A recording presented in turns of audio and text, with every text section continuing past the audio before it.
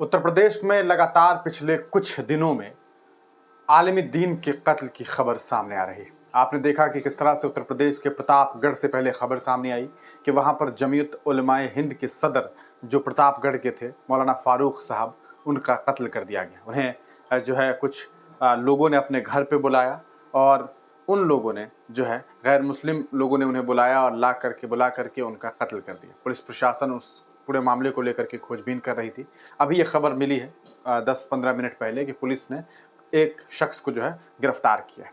अब इस खबर को गुजरे हुए बहुत ज़्यादा लम्हात नहीं हुए थे कि खबर सामने आई, वो ये कि एक मुरादाबाद में मौलाना साहब हैं, उनकी हत्या कर दी गई है। उन्हें घर के बाहर बुलाया गया, किसी शख्स ने अननोन नंबर से फ़ोन किया और उन्हें गोली मार दी। एक और ख़बर सामने आई, वो आई शामली से। वहाँ एक मौलाना साहब जो हैं अपने बेटे के साथ गए एक जगह और वहाँ पर उनका कत्ल हो गया। और उनका कत्ल किसी और ने नहीं बल्कि उनके खुद के बेटे ने किया। आपस में जो है लड़ाई हुई किसी मामले को लेकर के, वो दोनों बाग में गए हुए थे और वहाँ पर किसी मामले को लेकर के लड़ाई हो गई। 17 साल के बेटे ने अपने बाप का कत्ल कर दिया। बाद में ये जानकारी प्राप्त हुई कि वो जो बेटा था वो मानसिक रूप से जो है थोड़ा सा अनस्टेबल था और यही वजह थी कि मानसिक रूप से स्थिर नहीं था, बच्चे की हालत उस हिसाब की नहीं थी, इसीलिए उसने गुस्से में अपने बाप का ही कत्ल कर दिया। लेकिन हम आपको बताने वाले हैं मामला मुरादाबाद का, जिनकी तस्वीर आप स्क्रीन पर देख रहे हैं। ये मौलाना साहब हैं, इन्हें एक फ़ोन आता है, मौलाना साहब को फ़ोन किया जाता है और इन्हें पास के ही एक घर के पास बुलाया जाता है और मौलाना साहब जब घर के पास पहुंचते हैं तब इन्हें गोली मार दी जाती है और इनकी हत्या कर दी जाती है।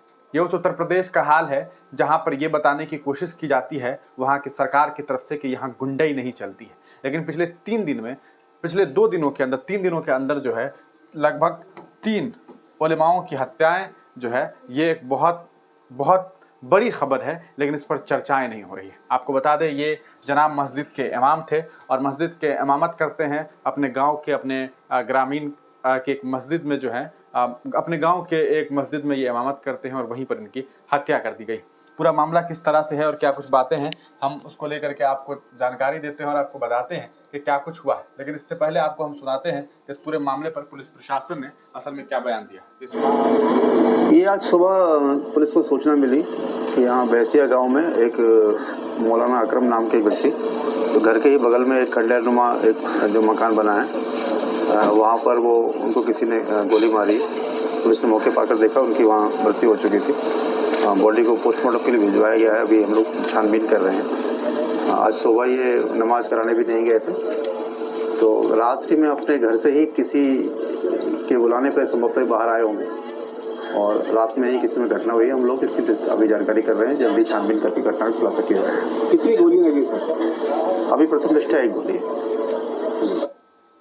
तो दोस्तों सुना आपने, ये पुलिस प्रशासन का बयान है कि किस तरह से उन्हें शाम में, यानी कि देर शाम में जो है उन्हें किसी ने फ़ोन किया। वो घर से निकलते हैं और घर से निकलने के बाद उन्हें गोली मार दी जाती है और मौलाना अकरम जो है उनका इंतकाल हो जाता है। अब सवाल ये उठता है कि आखिरकार ये चीज़ें कैसे हो रही है। उत्तर प्रदेश में क्या शासन प्रशासन बिल्कुल फेल हो चुका है? क्या वजह है कि लगातार मौलानाओं के साथ इस तरह की चीज़ें सामने आ रही है? आप खुद सोचिए कि सबसे पहले प्रतापगढ़ में ये मामला सामने आया। प्रतापगढ़ में आपने देखा है कि किस तरह से मौलाना साहब थे, वो बाज़ाब्ता मौलाना गालिबन फारूक नाम था उनका, और ये जनाब जो है जमीयतुल उलमाए हिंद जो है उनके सदर थे प्रतापगढ़ में, और इन्हें जो है फ़ोन करके बुलाया गया और एक विवाद को लेकर के इनकी हत्या जो है 2 लोगों ने, शायद एक दो मिश्रा जी ही हैं, उन लोगों ने जो है इनकी हत्या कर दी। दूसरा केस आपने देखा कि शामली से केस आया, शामली में केस आज आया है। तीसरा केस समझिए, एक केस था मुरादाबाद का जो अभी हम आपको बता रहे थे कि मुरादाबाद में मौलाना अकरम साहब की किस तरह से हत्या कर दी गई, यह आपने सुना। शामली का जो केस है, यहाँ मौलाना फजलुर रहमान गालिबन उनका नाम है, और मौलाना फजलुर रहमान साहब जो हैं वो भी इमामत करते हैं और उन्हें किसी और ने नहीं बल्कि उनके 17 साल के बेटे ने ही उनकी हत्या कर दी है। लेकिन सवाल ये उठता है कि हत्या इस वाले केस में तो ये बातें समझ में आ रही है कि जो बेटा है वो मेंटली अनस्टेबल है, यानी कि उसकी मानसिक स्थिति ठीक नहीं है और उसने इस काम को अंजाम दिया है। लेकिन दूसरे जो 2 केसेस हुए हैं, ये सबसे बड़ा सवालिया निशान है और ये बताता है कि आखिरकार किस तरह से उत्तर प्रदेश में सिस्टम बिल्कुल फेल्योर है। आप तमाम लोग अपनी राय कमेंट सेक्शन में ज़रूर दीजिएगा और ये ज़रूर बताइएगा कि आपको इसके पीछे क्या वजह लगती है।